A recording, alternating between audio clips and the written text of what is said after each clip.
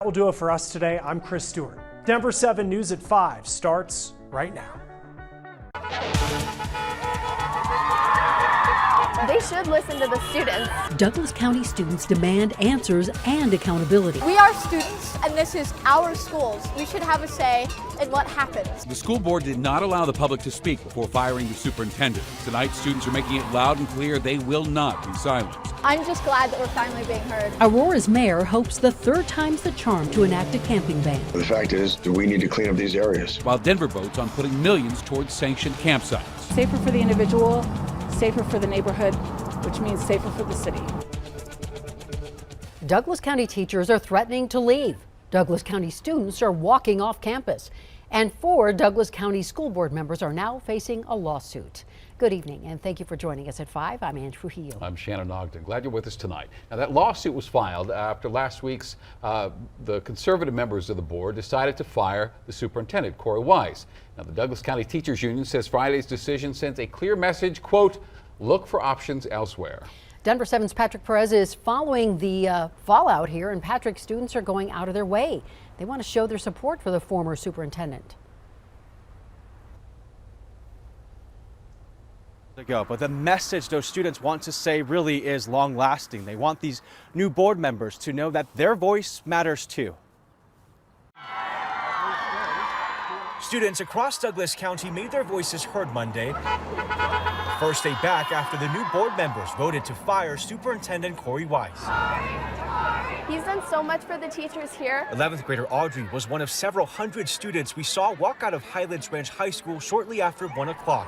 Her mom is a teacher here, so she may be a little more knowledgeable about what's happened than some of her peers. A lot of people don't really care about the school board, but there is quite a few teachers and parents and students who genuinely know who Corey Wise is and loved him. Also joining Audrey and her classmates were students from Crest Hill Middle School, just down the street. Come on, Crest Hill! It's great to be here. It's surreal, and I'm just glad that we're finally being heard. 8th grader Emily admits she and her friends didn't know much about Corey Wise or the school board prior to Friday night's meeting. Very little, which is shocking because really we should all really know more about what's going on in our community. But what they saw and heard made them want to speak up. We are not going to stand for injustice, discrimination, and abuse of powerful posts. On the sidelines were parents like Craig Mason, who says the board should have given Wise a shot. I'm an employee, I have a job, you guys have jobs. I mean, how would you feel? You're just let go with not having a chance to get on a performance plan, present your side of it. Education over politics! And although it's too late now to change the past, the signs to chanting all a coordinated effort to send a message to the adults whose voices may carry more weight. Now, it is important to note here that not every single student you saw in that story was actually here for this cause. I mean, who does not want a good excuse to get out of class on a Monday at 1 o'clock? Now, on the flip side to this, I did speak with a parent who is speaking on behalf of other parents who are in support of the board's decision to fire Wise. They're expressing concern that this whole thing, it was orchestrated by adults, not the students, but the students that we spoke with today say they coordinated a lot of this through social media, maybe possibly with some help from their parents. For now, we're live here in Highlands Ranch. I'm Patrick Perez, Denver 7. It's certainly complicated. All right, Patrick, thank you. And these protests, by the way, don't change the fact that Superintendent Wise was fired. So what happens next? Deputy Superintendents Danielle Hyatt and Andy Abner are now assuming the role of superintendent while the district looks for a permanent replacement. In a letter last night to parents, Hyatt and Abner said, "We recognize there are varying degrees of emotions and perspectives in the district right now, and they are encouraging the community to come together to support students, which, as they say, is the #1 priority." Well, Change.org petition to recall several of the school board members has already gathered 23,000 signatures. The actual process is a little more sophisticated. The earliest a recall effort could begin is 6 months after an election, so in this case that would be May. 15,000 signatures then would be needed to get on the ballot. Now, the school board has a meeting scheduled for tomorrow, and we hope you'll join us tonight on Denver 7 News at 6. We're going to take a deeper look at the role that large donations are playing at school board races. Adams 14 will at least temporarily regain full control of its operations this week. That school district recently voted to end its relationship with managing company MGT Consulting. The State Board of Education vetoed that idea, but MGT decided it was time to exit all the same. MGT was charged with correcting years of poor performance within Adams 14. Now, the state seems to believe Adams 14 still needs assistance, though it hasn't officially said if it will require the district to work with another company. Police in Aurora are looking for this man they say killed a woman during a church service. Jose de Jesus Montoya Villa is also accused of shooting and injuring 2 pastors at that church. It all happened Friday night at Iglesia Faro de Luz. This is off I-70 and Colorado Boulevard. And police say the suspect knew one of the victims. Every city in Colorado has its own approach to getting more people off the streets and into permanent housing. Well, tonight we're taking a 360 in-depth look at 2 different strategies being proposed by 2 cities. Now, we began in Denver. Back in 2020, city-sanctioned campsites were placed across the city to help people in the streets during the start of the pandemic. Now, the group behind those sites, Colorado Village Collaborative, is now requesting an additional $3.9 million from the city to support hundreds of people through the end of this year.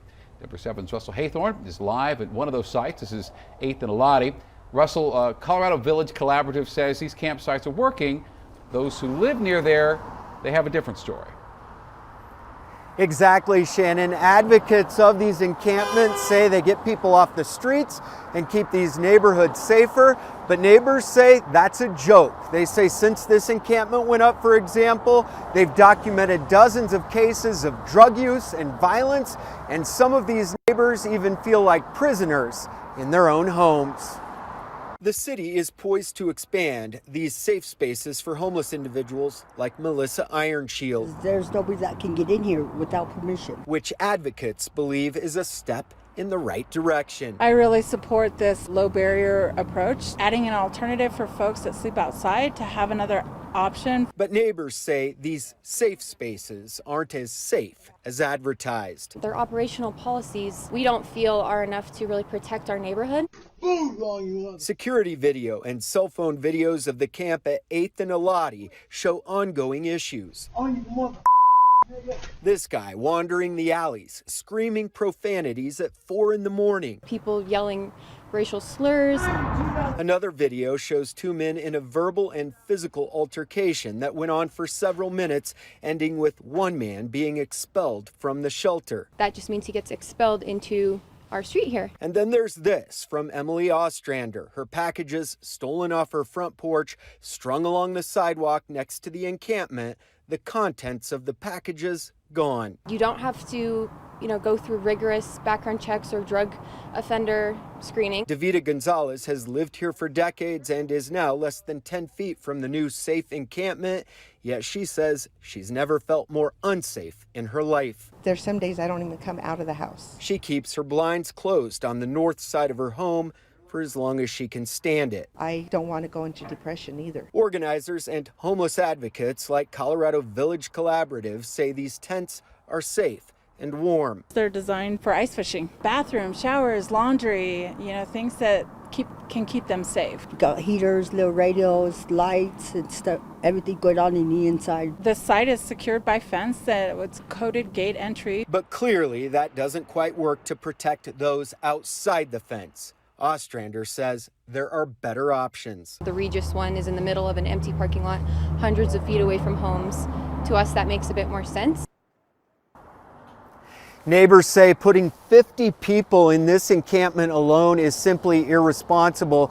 Dozens of neighbors in Lincoln Park have now filed an appeal with the city to have this encampment removed. Meantime, City Council is set to vote tonight on extending funding to these encampments. We'll keep you posted. For now, we're live in Denver. Russell Haythorne, Denver 7. Russell, thank you for that.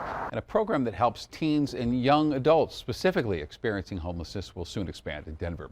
The group Together is building 56 affordable housing units in Denver's Rhino neighborhood. These units are for 18 to 24-year-olds, and counselors will also be on site.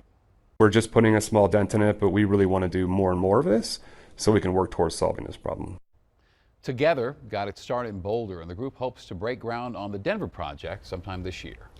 Tonight, Aurora Mayor Mike Kaufman will once again introduce a citywide camping ban. The mayor first introduced a camping ban last summer. It failed twice in city council.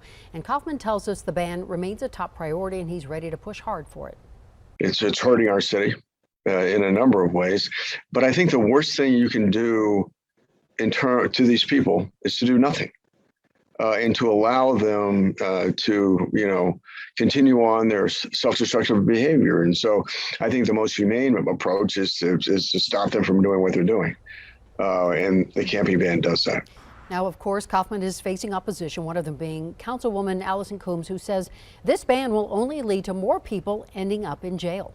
We know that the cycle that happens for people experiencing homelessness is that they get a trespassing charge, they miss court, they get a warrant, and they end up in jail. So even if people aren't being hauled directly to jail as a result of this ban when a camp is abated, there's a high likelihood that we see an increased number of people in jail. Kaufman's proposal requires 72 hours notice before a camp can be removed. It would also require the city manager to come up with a designated area as a shelter option.